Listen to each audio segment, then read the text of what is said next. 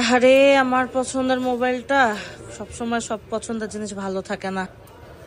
আমার মনে হচ্ছে মানে যখন আমরা ফোন কিনবো এর আগে আমরা তো অনেক কিছু জানি না যে আমরা কি কি এটা লাগাইতে হবে বা ওরাও কিছু বলে না। আপনি একটা জিনিস লাগানোর পরে বলছেন ভাই এটাও লাগাইতে হবে, তখন আপনার চার্জটা মিলে যাচ্ছে। সেটাই।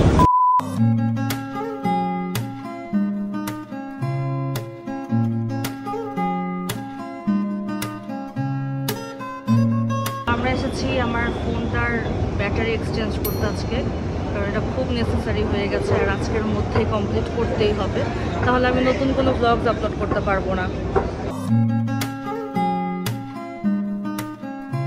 আমার ফোনটা অ্যারাউন্ড 2 বা 3 বছর হয়ে গেছে ইউজ করছি, তবে এই ফোনটা আসলে কোনোভাবেই খারাপ না, কোনো কিছু না, একদম নতুনের মতোই আছে।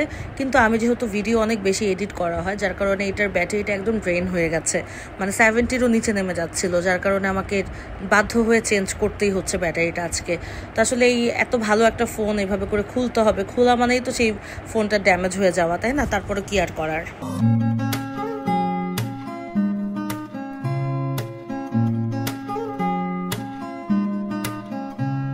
ব্যাটারিটা ওনারাই করে দিচ্ছে। আমরা আইফিক্স ফার্স্টে এসেছি, এটা নাকি খুব ভালো একটা দোকান।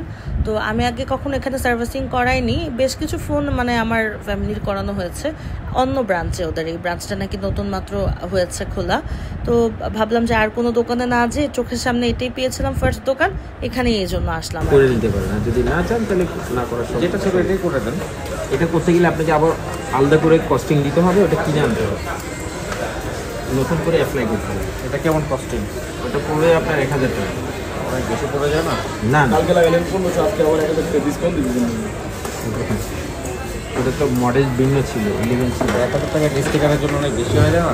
না না, এটা আমরা নর্মালি আরো বেশি নিয়ে থাকি। আসলে এমনটাই হয়, একটা জিনিস যখন করতে যাবেন তখন আরো 10টা নতুন কাজ চলে আসবে। এই যে যেমন ওয়াটার রেজিস্ট্যান্টের এই জিনিসটা সাইডে যে গ্লুগুলো থাকে, এটাকে নতুন করে আবার দিতে আরো বেশি কস্ট লাগবে। তো কি করার, আমার ফোন তো অনেকবার ভিজেও যায়, অনেক পানিতেও পড়ে, তো এই কারণে আমাকে এটা ওয়াটার রেজিস্ট্যান্ট আবার নতুন করে তো অ্যাড করতেই হবে, মানে গ্লুটা আবার নতুন করে দিতেই হবে, যার কারণে আরো বেশি কস্টিং পড়ে গেল, এটার জন্য এক্সট্রা চার্জ লাগে।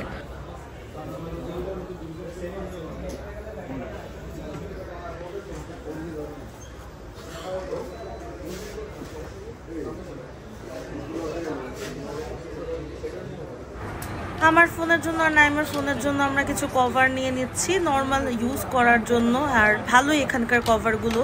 আরও কিছু টুকটাক জিনিস কিনেছি, তো আপনারা চাইলে এই দোকানটাতে আসতে পারেন, ইস্টার্ন প্লাজায় যদি কখনো আসেন, ভালো কোয়ালিটির জিনিস আছে।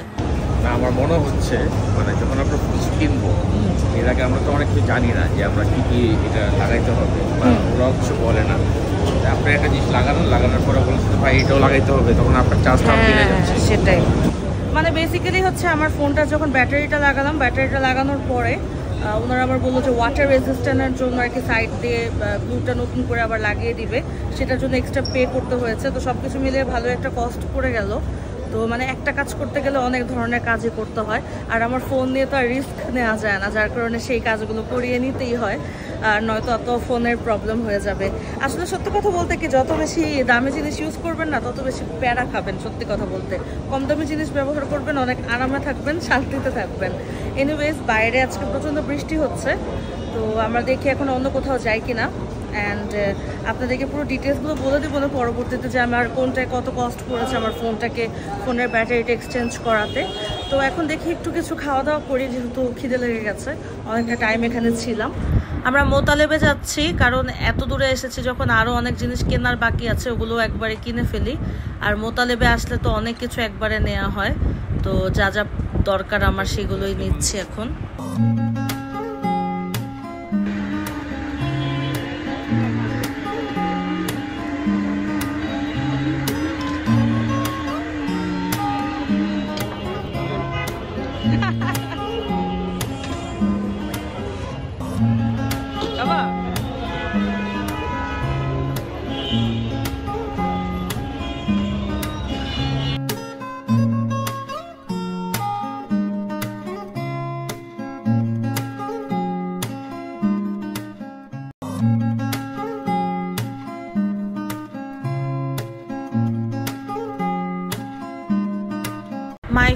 ফেভারিট মাসালা কর্ন। আমি যেখানেই যাব এটা পেলেই হলো, এটা আমাকে খেতেই হবে।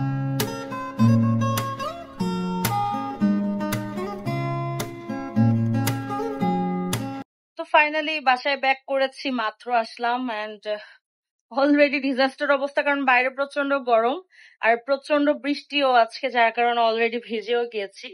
যাই হোক, তো কিছু কথা শেয়ার করি আপনাদের সাথে।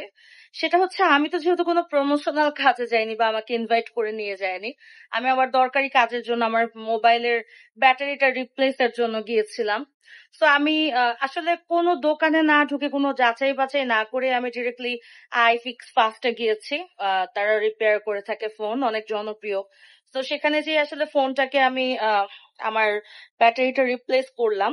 ওয়েল, একটা বিষয় সেটা হচ্ছে আইফিক্স ফাস্টের ইস্টার্ন প্লাজাই তো ওটা, ইস্টার্ন প্লাজাতে আমি গেলাম ওদের ওই ব্রাঞ্চ থেকে, জাস্ট রিসেন্টলি যারা ওপেন করেছে 1 তারিখে, সেই ব্রাঞ্চ থেকে আমি আসলে এটা রিপ্লেস করলাম অ্যান্ড একটা ভালো অ্যামাউন্ট ধরেছে রিপ্লেসমেন্টের, প্লাস হচ্ছে ওয়াটার রেজিস্ট্যান্টের সেই কাজটার।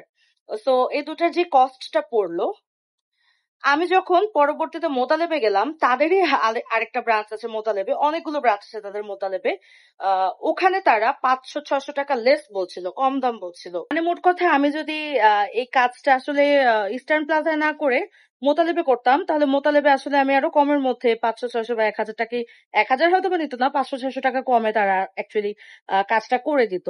তো আমি বুঝলাম না যে ব্রাঞ্চ ভেদে দামটা কেন আপ ডাউন হলো, বা আমারই বা এক্সট্রা বেশি টাকা খরচ কেন হলো, সেটাতেই আসলে একটু মনটা খারাপ হচ্ছিল। কারণ অবভিয়াসলি আমার ফোনের একটা ব্যাপার। আর সেকেন্ডলি এখন এটাই আশা করছি আল্লাহর রহমতে যেন ফোনটা, যেহেতু ব্যাটারি রিপ্লেস করেছি, ফোনটা যেন অ্যাটলিস্ট ভালো থাকে। কারণ এই ফোনটা আমার খুবই ইম্পর্টেন্ট। আমার ভালো ফোন যদি বাই চান্স বোঝেন না নষ্ট হয়ে যায়, এটা একটু টেনশন থাকে। বাট আই হোপ তাদের সার্ভিস তো যেহেতু ভালো, বাদ বাকি মেবি অরিজিনাল জিনিসের কোয়ালিটি ভালোই হবে, চলবে হয়তো বা অনেক বছর। তবে আসলে প্রাইসের কনফিউশনটাই অ্যাকচুয়ালি কেমন যেন লাগছিল।